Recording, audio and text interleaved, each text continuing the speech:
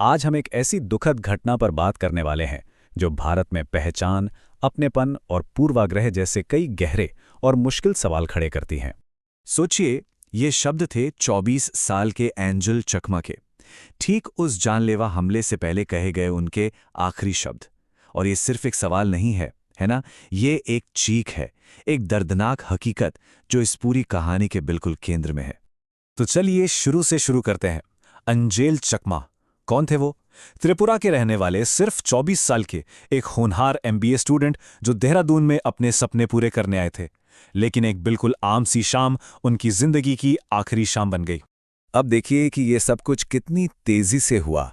9 दिसंबर को देहरादून में एंजल और उनके भाई पर हमला होता है। शिकायत दर्ज की जाती है।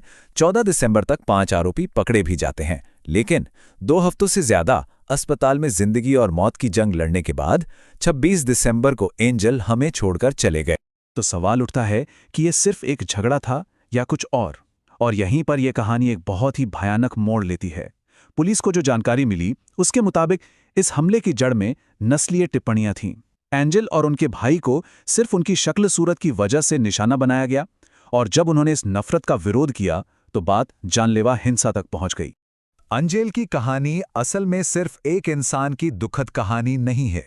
ये भारत के उत्तर पूर्वी राज्यों से आने वाले लोगों के खिलाफ होने वाले भेदभाव के एक बहुत बड़े और सच कहूं तो चिंताजनक पैटर्न का हिस्सा है।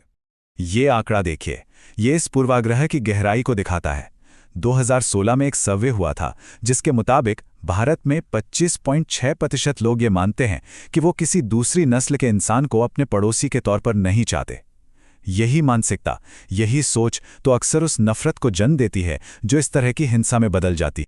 उत्तर पूर्व से आने वाले भारतीयों को न जाने क्या क्या झेलना पड़ता है। उनकी शक्लो सूरत पर भद्दी टिप्पणियों से लेकर बड़े शहरों में किराए पर घर ना मिलने तक, उत्पीड़न से लेकर यौन हिंसा तक, जिसका निशाना अक्सर महिलाएं बनती हैं। तो इस तरह की हिंसा को आखिर क्या कहा जाए? यहीं पर हेट क्राइम या घृणा अपराध का कॉन्सेप्ट सामने आता है। चलिए जरा समझते हैं कि ये एक नॉर्मल क्राइम से अलग कैसे है। ये परिभाषा समझना बहुत जरूरी है। देखिए, हेट क्राइम कोई भी ऐसा अपराध है जिसके पीछे का जो मोटिव है, जो मकसद है, वो किसी खास समूह के लिए नफरत या पूर्वाग्रह है। इसमें हमलावर पीड़ित को एक इंसान के तौर पर नहीं बल्कि उस समूह के एक हिस्से के तौर पर देखता है जिससे वो नफरत करता है। कानून में ना इरादा और मकसद के बीच एक बहुत ही बारीक लेकिन बहुत जरूरी फर्क है। इरादा यानी अपराध करने की मंशा, जैसे किसी को चोट पहुंचाने की, लेकिन मकसद ये बताता है कि वो अपराध क्यों किया गया। हेट क्राइम में यही मकसद यानी कि वो पूर्वाग्रह ही उस अपराध को सबसे अलग बनाता है। तो सवाल ये है कि हमारा कानून इस तरह के अपराधों से निपटने के लिए कितना तैयार है, और सच कहूं तो यहीं पर कुछ बड़ी कमियां नजर आती हैं। ये स्लाइड ना बहुत साफ साफ दिखाती है कि मौजूदा कानून अधूरे क्यों पड़ जाते हैं। देखिए, आईपीसी की धारा 153A नफरती भाषण के लिए तो है, लेकिन हिंसा के पीछे के मकसद को पूरी तरह कवर नहीं करती। धारा 295A सिर्फ धर्म तक ही सीमित है। हत्या का कानून अपराध तो देखता है, पर उसके पीछे की नस्ली नफरत को अलग से नहीं देखता। और SC/ST एक्ट भी हर समुदाय पर लागू नहीं होता। तो सबसे बड़ी बात यही है कि भारत में हेट क्राइम को खास तौर पे पहचानने और उसके लिए सजा तय करने वाला कोई एक मजबूत कानून है ही नहीं। और इसी कानूनी खालीपन की वजह से न्याय दिलाना एक बहुत बड़ी चुनौती बन जाता है। और जानते हैं, एक नए कानून की ये मांग कोई आज की नहीं है। ये एक दशक से भी ज्यादा पुरानी है, जो पहले हुई त्रासदियों के बाद और भी तेज हुई है।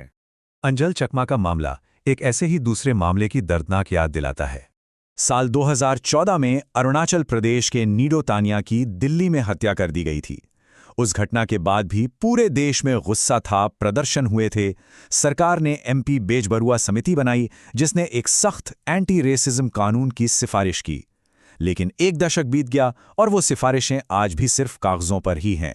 और अब हम वापस अंजेल चकमा के मामले पर आते हैं, जहां न्याय की ये लड़ाई अभी भी जारी है।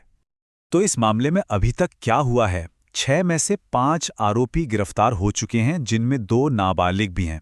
जो मुख्य आरोपी है यज्ञ अवस्थी, वो फरार है और उसकी गिरफ्तारी पर 25,000 रुपये का इनाम भी रखा गया है। FIR में हत्या की धारा जोड़ दी गई है और तमाम छात्र संगठन इस मामले में तेज सुनवाई की मांग कर रहे हैं।